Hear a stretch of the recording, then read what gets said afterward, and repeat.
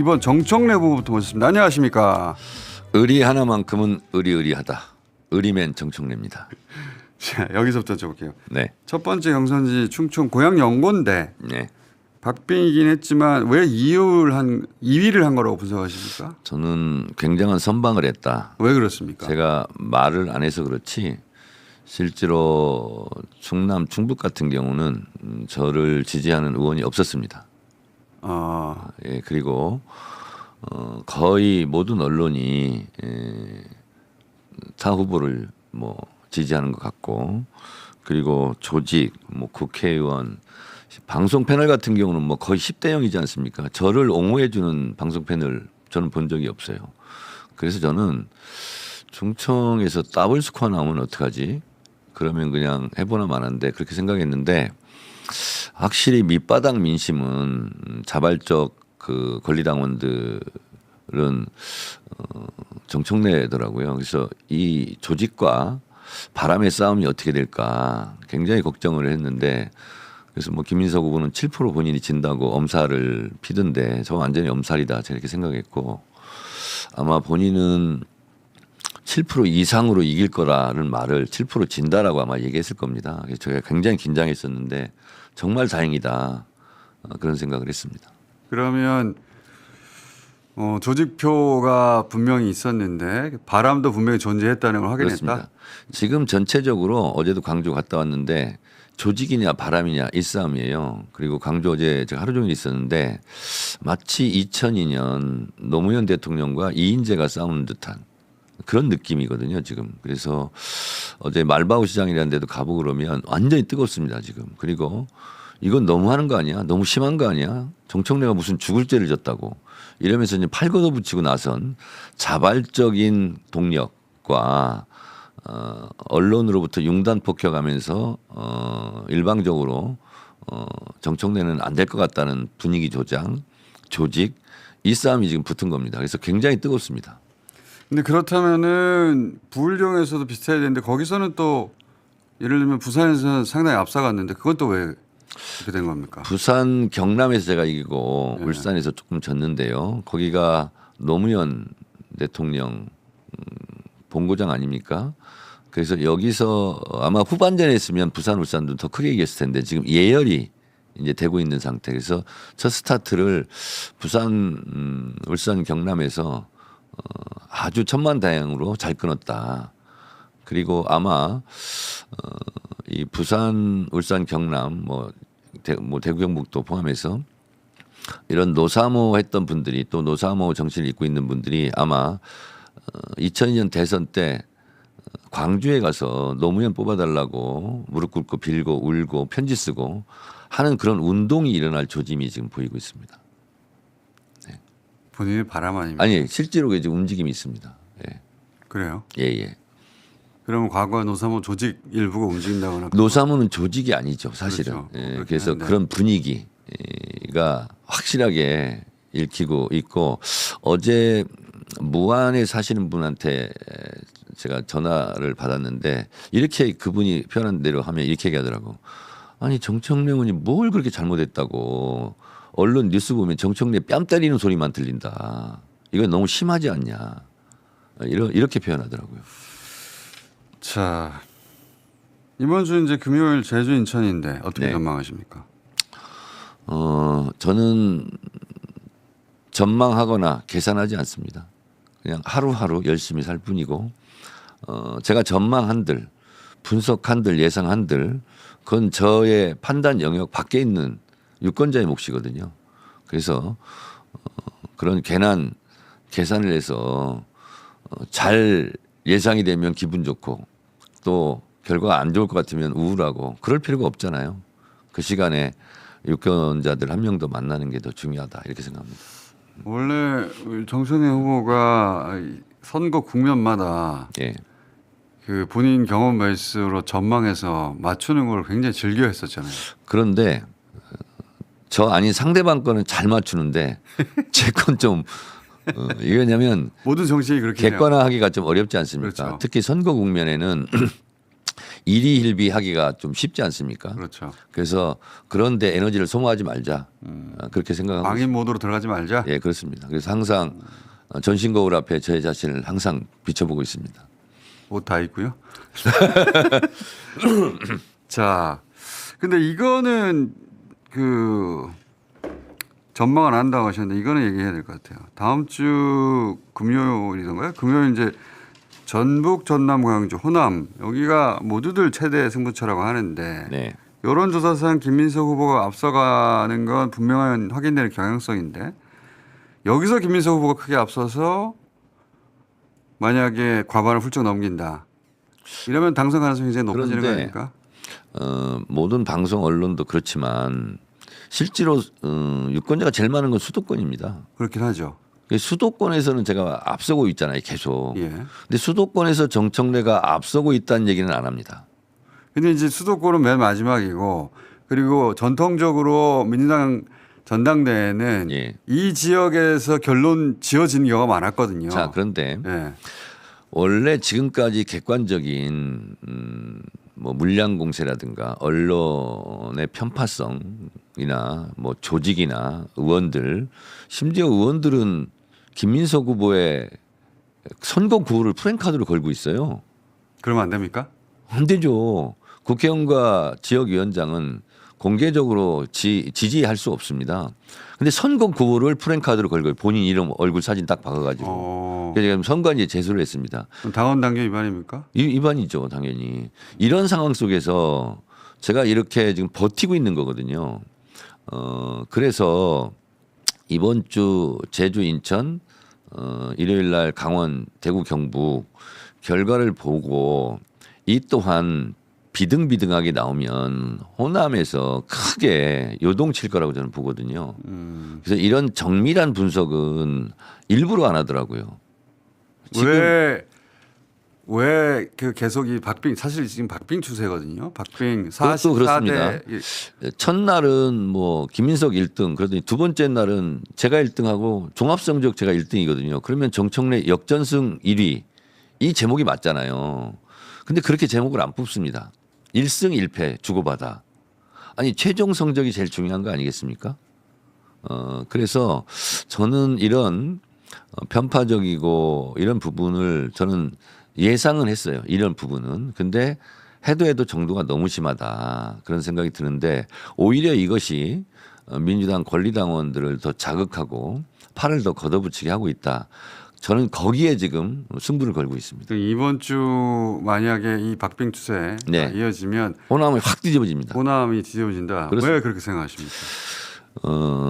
어제도 제가 하루 종일 있었거든요. 근데 그 지역의 민심은 상층과 기층이 완전히 다릅니다. 그래서 땅을 발을 딛고 있는 것이 현실이고요. 그리고 공중에 떠 있는 것이 비현실적이거든요. 근데 어제도 말바우 시장을 갔는데 그 제가 쇼츠 영상 같은 거 많이 올려놓고 다른 유튜브들이 생중계 다 했는데 그 열성도를 보면 알고 또 송정역에 가면은요 택시 기사들이 쭉 대기하고 있거든요. 거기가 민심이 바로미터인데. 민심이 바로미터입니다. 제가 지난주에도 갔는데 대부분 택시 기사들이 다 문 열고 나와서 다 악수하고 일단 욕을 합니다. 택시 기사들이. 그러면서 이럴 수가 있냐고. 그러면서 어깨 두드리게 좀 악수하면서 끝까지 버티라고. 반드시 이긴다고. 이게 한두 명이 하는 게 아니거든요. 그리고 어제 광주 개인 택시 조합 사무실도 제가 방문했는데 어제 한 10분 넘게 이제 간부들 모였는데 어제 완전히 뜨거웠습니다. 정청래 의원 우리가 어떻게든 한번 해보겠다. 그래서 이런 정서 공감대가 저는 있기 때문에 조직은 바람을 이기지 못합니다. 이렇게 큰 선거는 더더욱 그렇습니다. 광주는 대한민국에서 가장 정치 고관여 도시라 그렇습니다. 그 굉장히 전략적 판단을 하는데 만약에 박빙으로 가면 거기서 그렇습니다. 되는 사람 그 정청래가 안 될 것 같으면 큰 격차가 벌어질 수 있는데 정청래 될 수도 있겠는데 하면 뒤집어질 수 있다. 광주 전라 호남의 표심은 국회의원 사무실에 있지 않습니다. 말바우 시장, 송정시장, 양동시장, 화순의 고인돌 전통시장 이런 데 있습니다. 그걸 가보면 현장을 가보면 알아요. 서울 경기에서는 대체로 말씀하신 대로 앞선 여론조사 추세가 확인되긴 하는데 많이 앞서죠. 역으로 네. 수도권이 표가 제일 많습니다. 그건 퍼센트죠. 그래요. 40% 그렇습니다. 가까이 되는데. 네. 근데 이제 거꾸로 이 호남에서 만약에 크게 치면 수도권에서도 흔들리지 않겠습니까? 저는 만약을 생각하지 않습니다. 네. 그리고 권리당원 기층에 있는 밑바닥 민심이 만병통치약이라고 생각합니다. 요거는 이제 그걸 믿고 있습니다. 알겠습니다. 어떤 전략인지는. 네, 그래서 어제 광주 분위기는 이런 거예요. 2002년도에 노무현이 이인재를 이겼듯이 정청래의 바람이 김민석의 조직을 이길 것 같다 하는 그런 확실한 믿음을 어제 갖고 왔습니다. 이거는 그리고 이게 별거 아닌 것 같고 오래전이라 잊혀진 것 같지만요. 노무현을 배신하고 떠난 정몽준으로 날아간 김민석 이거에 대한 깊은 상처 이런 것이 결코 흐릿해지지 않았더라고요. 그런 부분이 그래서 이런 거예요. 그래도 정청래는 한 번도 탈당한 적이 없고 의리를 지켰지. 의리맨이지 믿을 사람은 정청래야. 그래서 제가 별칭 비슷하게 믿을맨이 돼 있더라고요. 근데 왜 서울의 피날레가 아니고 국민 여론조사 이날 마감하는데 다음 날 17일 날 다시 대전 가서 최종 발표를 합니까? 마지막 날 예. 전국대의원 뭐 1대 20 이런 건 없어졌지만 예. 1인 1표잖아요. 저는 2인 1표의 힘을 굳게 믿고 있습니다. 그러면 마지막에 17,000명 정도 되나요? 예. 전국대의원이 마지막 날 투표합니다. 그렇죠. 그렇기 때문에 17,000명을 수용할 수 있는 현장에서 이제 마지막으로 하는 체육관 건데 같은 게 필요한데 예. 수도권에는 없었나 봅니다. 그날 장소가요? 장소가. 그렇게 단순한 이유예요? 네. 그래서 저도 아니 왜 마지막에 충청도로 하냐 그런 적은 처음이라서. 의심사게 네, 의심사게. 아무런 그 영향을 미치지도 못하는데 그랬더니 알고 봤더니 그날 다른 데 다 꽉 찼다는 거예요. 뭐 공연 있고 뭐 이래가지고 제가 그렇게 들었습니다. 아, 이것도 괜히 그걸 가지고 뭐 저를 또 뭐 편파적으로 했네 안 했네 뭐 이렇게 하는데 그것과 상관이 없어요. 그거는 상관이 없다. 네, 네. 네. 이것도 이제 의아한 눈으로 보는 사람이 많았거든요. 저도 왜 이렇게 굳이 했을까? 전당대회 앞두고 제일 먼저 하는 것이 장소 섭외입니다. 근데 요 시기가 없었답니다. 네. 네. 그건 진짜 단순한 이유네. 네. 여태까지 의혹 중 가장 단순하게 풀리는 공장장이 왜 결방했대, 왜 못 나왔대? 그러니까. 단순한 이유잖아요. 아파서. 이건 웃겼습니다. 자, 이거 어떻게 생각하십니까? 그러니까 마지막 날 어제 박선원, 김용 그리고 서미아 후보까지도 그 이야기한 것 같던데 마지막 날 투표 못한 권리당원 다시 투표 기회를 주자 이런 제안을 했던데 투표 쿠데타죠. 그렇게 한다면. 이렇게 한 선거는 세계 어느 나라 역사상 없었지 않습니까? 이게 투표율을 높이기 위한 그런 방안이라고 이제 아이디어를 아니 제안한 건데 투표율 그러면 100% 나올 때까지 투표해야죠. 김민석 후보가 계속 얘기하는데 전당원 100% 투표. 100% 투표라는 게 있을 수 있습니까? 그리고 기권도 의사표시예요. 저는 아무리 폭염이지만 날이 덥지만 이럴 수 있나 이런 생각이 좀 들어요. 아니 투표가 끝났는데 네. 다시 투표 기회를 주자. 그 사후 투표 아니에요. 그러면 그냥 그런 식으로 제가 주장한다면 정청래 찍을 사람만 투표하게 합시다. 차라리 이렇게 주장하든가 근데- 아니면 음. 그냥 임명직으로 하자. 당대표 최고위원. 차라리 근데 지금 그렇게 주장하는 게 더 낫다 이런 생각이 듭니다. 미투표제 일반에 대해서 투표율을 제거하기 위한 아이디어라고 이제 얘기하고 있는데 명분은 그러면 예. 사후가 아니라 사전에 며칠을 더 하자 이렇게 주장했어야 되죠. 그리고 원래 민주당 전통이 선거 전당대회를 앞두고 눈은 잘 고치지 않습니다. 근데 선호투표로 고친 건 제가 불리하지만 대승적 차원에서 분란 일으키기 싫어서 그냥 퉁치고 수용한다, 존중한다 그렇게 하자. 근데 알고 보니까 당원당규 위반 상태였지 않습니까? 그래서 결국 당규까지 고쳐가지고 결선 투표로 하는 게 맞아요. 순위 투표는. 근데 선호투표자 받아들이지 않습니까? 그런데 이건 경기 중에 룰을 또 바꾸자. 그거는 그나마 경선 전에 한 거지만 네. 이거는 경선이 진행되고 있는데 월드컵 결승 앞두고 12명이 뛰게 하자. 아니 9명이 뛰게 하자. 10명이 뛰게 하자. 이거 상식적으로 있을 수 있는 일인가요? 실제 이 룰을 바꿀 수 있는 권한이 있는 것은 못 바꿉니다 이거. 이거 못 바꾼다. 네, 이거는 절대 받아들일 수 없고요. 이렇게 되면 폭동이 일어납니다. 저는 그래서 이렇게 주장을 하고 바꾸지는 못할 텐데 저한테는 굉장히 플러스 도움이 됐다고 생각합니다. 오히려 이 사람들이 이렇게까지 하는구나 이런 인식을 주기에 충분했다고 봅니다. 나무 위키도 도움이 많이 되고요. 나무 위키. 네. 이 최종일 17일입니다. 그 국민 여론조사 서울 16일 날 이제 경선 숫자 발표하고 그리고 국민 여론조사가 그날 마감하는 거예요. 그리고 17일 날 가서 합산해서 최종 당선자를 발표하는데 근데 최종일 시나리오가 여러 가지가 가능합니다. 네. 제가 이거 좀 구체적으로 좀 여쭤보고 싶은데 자 김민석 후보 과반으로 끝났어. 이건 아무 문제가 없죠. 굉장히 불행한 일이죠. 정청래 후보 과반으로 끝났죠. 이거 모두가 승복합니다. 네, 천만다행이죠. 김민석 후보나 정청래 후보가 1차 과반으로 끝나는 시나리오는 양쪽 모두 승복하지 않을 수 없는 깔끔한 시나리오인데 자 그리고 나서 그 다음 시나리오는 과반은 아니지만 김민석 후보 1인인데 종합 선호투표의 합도 과반이 아니니까 선호투표로 합치겠죠. 합으로도 1위여서 당선됐어요. 이것도 승복하겠죠. 과반은 아니지만 정청래 1위인데 선호투표의 합도 정청래 1위여서 당선돼요. 이것도 승복할 수밖에 없습니다. 다 문제 없어요. 그런데 송영길 후보를 선택한 분들 2, 3순위가 김민석, 정청래 순위고 그 비율이 저희 곳 조사 기준으로는 대략 6대3 더블 스코어 정도 됩니다. 그럼 과반이 아닌 김민석 1위인데 선호투표의 합으로 정청래 역전 가능성은 거의 없다고 봐야 돼요. 거의 없죠. 그런데 과반이 아닌 정청래 1위인데 선호투표의 합으로 김민석 역전 이건 가능성이 있죠. 그 시나리오는 가능성이 있습니다. 저는 요 시나리오 경우에 이게 승복이 되겠는가 하는 우려가 있거든요. 저는 당연히 승복해야죠. 후보는 당연히 승복하시겠죠. 네네. 본인이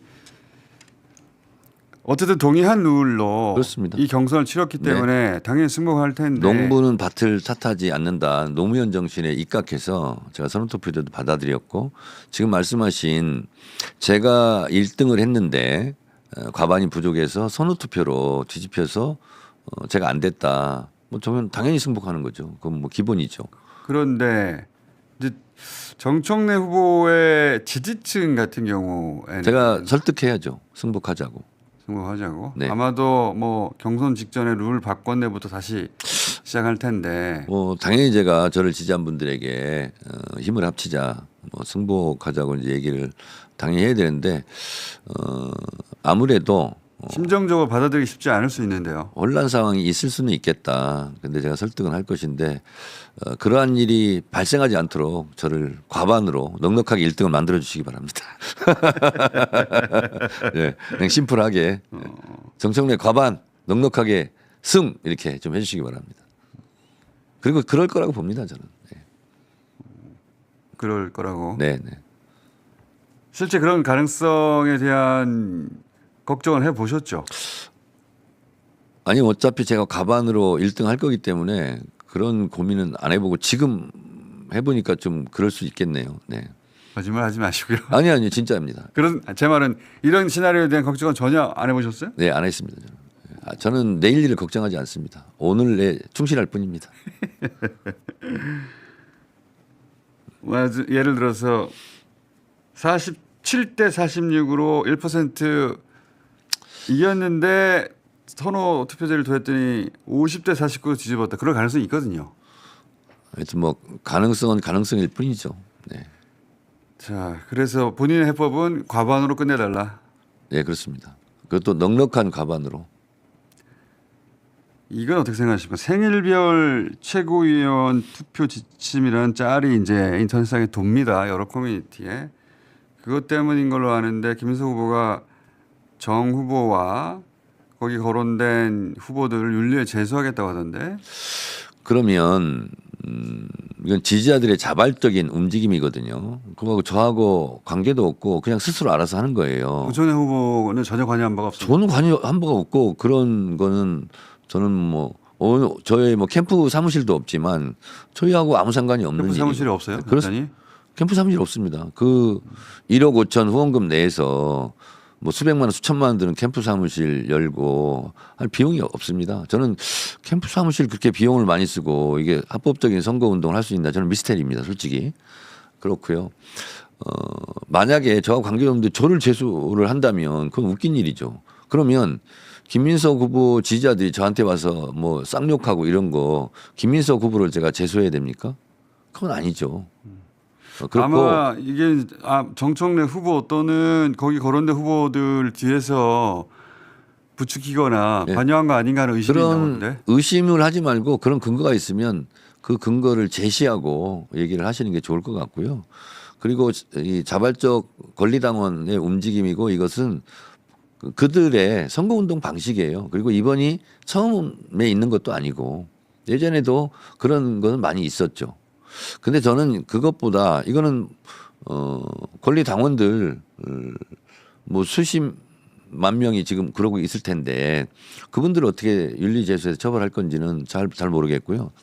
진짜 심각한 것은 국회의원들은 누군지 다 드러나 있지 않습니까? 제가 페이스북에도 올렸습니다. 대전을 갔더니 어떤 국회의원 얼굴 이름 딱 쓰고 전당원 100% 투표. 그 플래카드 말씀하시는 네, 그렇습니다. 누가 봐도 노골적인 편들기고 그건 당연 당규 위반이 맞습니까? 그렇습니다. 김민석 후보 선거운동 아닙니까? 그게 한두 명이 아니에요 지금. 그 이거를 당대표 실제로 되면 선관위 김민석 제재를 해야죠. 당대표 되면 김민석 후보 윤리감찰 지시하겠다는 게 관련이 있는 내용이에요? 그 프랭카드는 선관위에 제소한 거고 네. 제가 윤리감찰 당 대표 직권으로 제 1호로 조치하겠다는 것은 신천지 의혹 제기입니다. 신천지역. 김민석 후보가 연설을 통해서 반분신을 제기했거든요. 반명, 분열주의, 신천지 3자 비밀 연합인가 연대인지를 깨는 것이 이번 전대의 본질이다. 그렇게 얘기를 했으면 신천지가 민주당에도 들어와서 암약하고 있는 거 아닌가 이런 이미지를 줬고 당의 이미지 손상을 엄청 했고요. 그래서 그 근거를 대라고 지금 계속 얘기하고 있습니다. 근거를 아직까지 못 대고 있어요.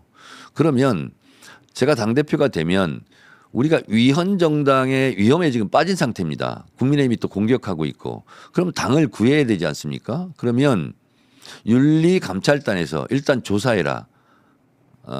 제가 이렇게 지시할 겁니다. 그리고 윤리감찰단에서 조사를 하면 김민석 의원을 부릅니다. 그리고 왜 그런 문제 제기를 했는지를 조사하고 만약에 아무런 근거가 없고 허무맹랑한 것이었다면 그것은 윤리심판원에 곧바로 징계 조치를 해야 되는 겁니다. 그렇게 하지 않으면 앞으로 내내 총선 대선 때까지 아니 그때 전대 때 김민석 의원이 민주당에도 신천지가 들어와 있는 거 아니냐 이렇게 의혹 제기를 했는데 민주당이 위헌정당이다 이런 시비가 계속 끊이지 않고 갈 거기 때문에 이걸 잘라야 돼요. 그러려면 어떻게든지 간에 이 부분을 조사하고 의혹을 해소하고 가야 되는 거예요. 그래서 신천지가 민주당에 들어와 있다 그러면 그걸 조사하고 불법이 있었는지 아니면 뭐 조직적으로 들어왔는지 아닌지 이것도 규명해야 되고 그래서 그런 조사 결과 그런 게 없다 그러면 이 문제를 제기한 김민석 의원을 징계함으로써 민주당은 신천지와 관계없다 이렇게 클리어하게 해소를 해야 되는 것이 당대표가 해야 될 일이고 그것은 누구에게나 예외가 없다. 만약에 정청래가 그런 의혹을 제기했으면 저도 윤리감찰단에 불려가서 조사를 받고 근거가 있으면 근거를 대고 아니면 아닌 대로 징계를 받아야 되는 상황입니다.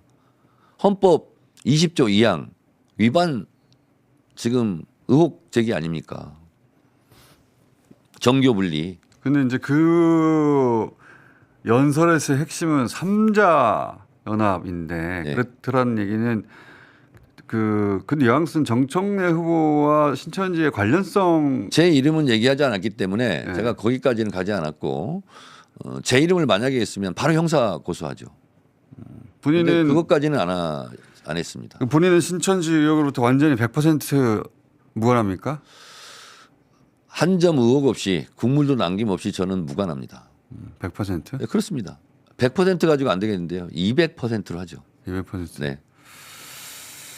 자, 그리고 이 반명이라는 것도요. 민주당에 이재명 대통령을 만들기 위해서 제가 옆자리 수석 최고위원으로서 그리고 법사위원장으로 그리고 그거 기억나시잖아요. 공장장도 이재명 대표 체포동의안 가결됐을 때 제가 원내대표 사퇴하시오.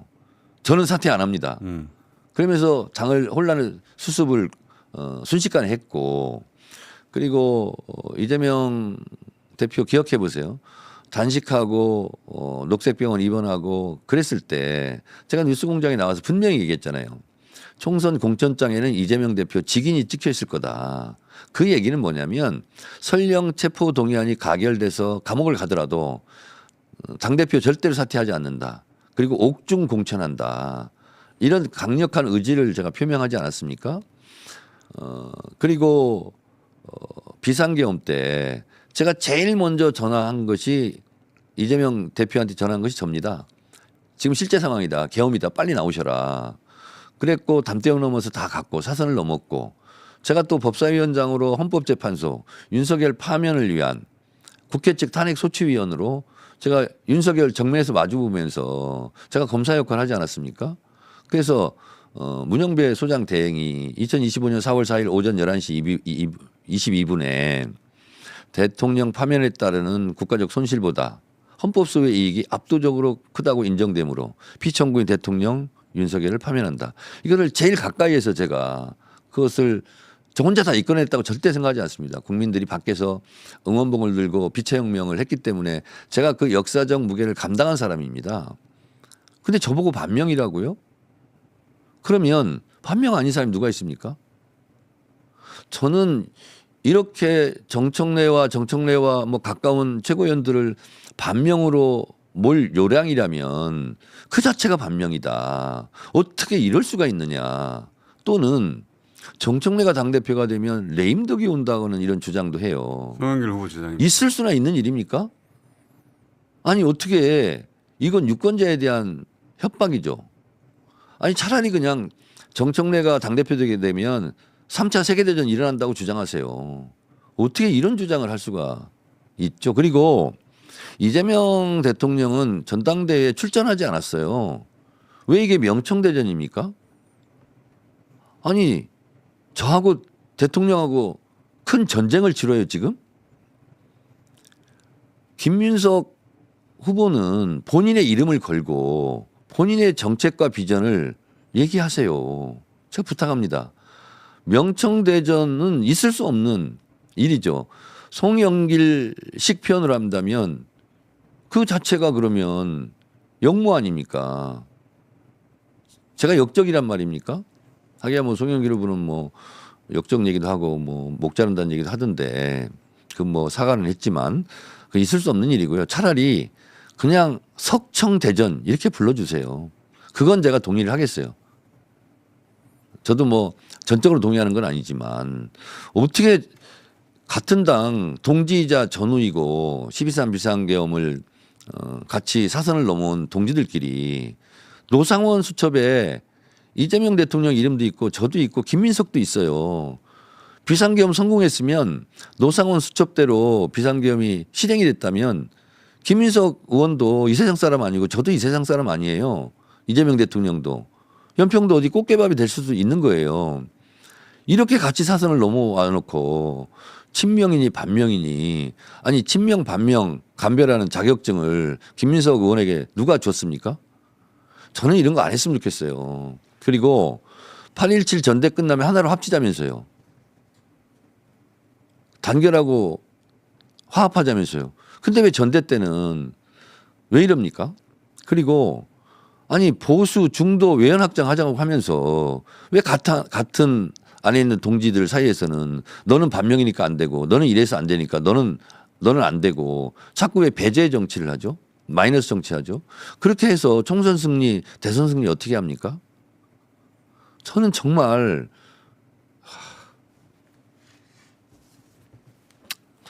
김민수 후보가 이제 명청대전 말씀하시는 게 어젠가 명청대전 한 달만 더 이어져도 나라 명운이 흔들린다는. 어떻게 그런 얘기를 할 수가 있나요? 정말. 아니 그렇게 해서 이재명 대통령한테 무슨 도움이 되고 이재명 정부 민주당에게 무슨 도움이 됩니까? 이건 어떻게 생각하세요? 송영길 후보가 보안 수사권 폐지된 형사소송법 개정안 본회의를 통과했기 때문에 그러니 정청래 연임 명분은 끝났다. 개혁은 끝나지 않았냐. 제가 대기실에서 송영길 후보 여러분이 있는데 그렇게 얘기했어요. 송영길 후보도 당대표 한 번 했지 않냐. 정청래 한 번 했으니까 그만하라는 건데 그러면 송영길은 한 번 했는데 두 번 해도 되고 정청래 두 번 하면 안 되냐. 아니 송영길은 중임이니까 되고 정청래 연임이니까 안 되냐. 그런 거는 그렇게 하지 말자고 제가 얘기를 했고요.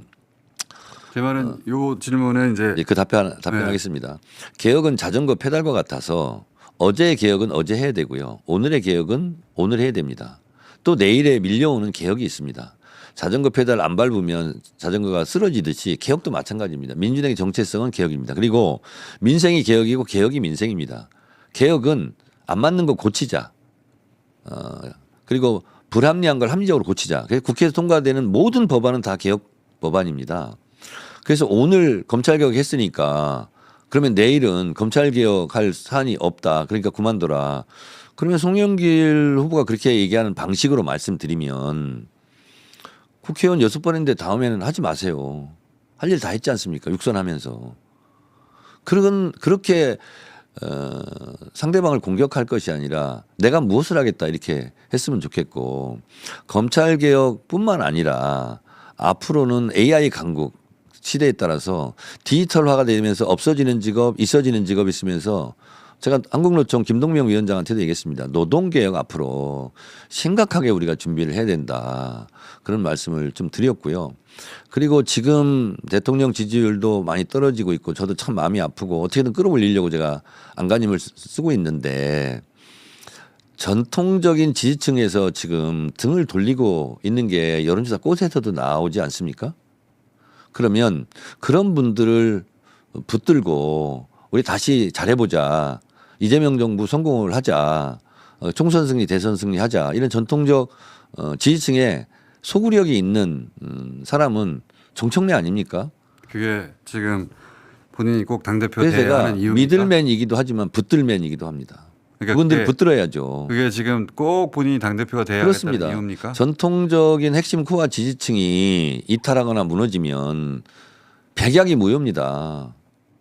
대통령 지지율도 안 올라가고요. 총선 승리도 무망한 거예요. 그래서 이 외연 확장 플러스 알파는 전통적인 핵심 지지층 코어층이 굳건하게 콘크리트처럼 단단하고 그 위에 뭔가를 쌓아 나가는 거잖아요. 그 기초, 기본, 주춧돌이 흔들리고 있는 상태에서 아무리 뭘 얹어도 그것은 사상 누각이죠.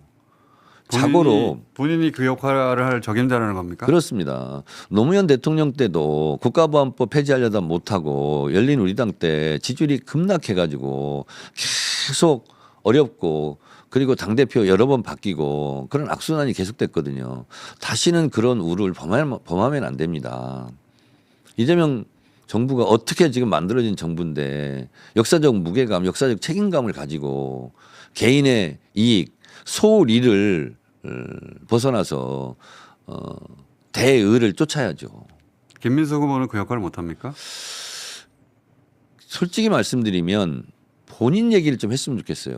계속 반명 친명 뭐 대통령 얘기만 하는데 분명히 말씀드릴 것은 대통령 이름을 팔아서 유권 민주당 권리당원들을 끌어들인다고 전략을 세울 수 있는데 그렇게 되지 않을 겁니다. 우리 권리당원들은 굉장히 똑똑해요. 그래서 저는 오늘부터라도 TV 토론 있는데 정청래 이름을 걸고 정청래의 생각, 정청래의 비전 제시를 얘기하듯이 다른 분들도 그렇게 했으면 좋겠어요. 자, 저희가 준비한 시간이 지금 거의 됐는데 시간이 훌쩍 지나갔네요. 네.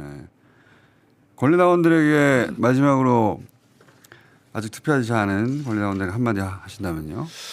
흔히 그런 얘기 합니다. 배신의 총량은 리미트가 없다. 한번 배신하면 또 배신할 수 있다. 이게 일상적인 우리 생각이지 않습니까? 고기도 먹어본 사람이 먹고 의리도 지켜본 사람이 지킵니다. 저는 이재명 정부 성공을 위해서 이재명 대통령과 당대표 시절 사선을 함께 넘고 그리고 의리를 지키면서 지금까지 왔습니다. 이재명 대통령과의 의리는 아마 정청래가 끝까지 지킬 거라고 저는 생각을 합니다. 또 이런 얘기를 합니다. 정청래가 당대표가 되면 광주에 건설되게 될 반도체 클러스터 3대 메가 프로젝트가 차질을 빚을 거라는 식으로 얘기하는데 이건 속도전입니다. 속전속결 전광석화처럼 하는 것은 정청래가 더 잘합니다. 제가 이것은 100% 확신합니다. 국회에서 입법 속도전 하는 데는 정청래를 따라올 사람이 없습니다. 그래서 그걸 가지고 호남 유권자들에게 좀 공포 마케팅을 하는 것 같은데 호남에 계신 여러분 절대로 그거 속으면 안 됩니다. 정청래가 호남발전특위 만들어서 호남에 여러 예산들을 쏟아붓지 않았습니까?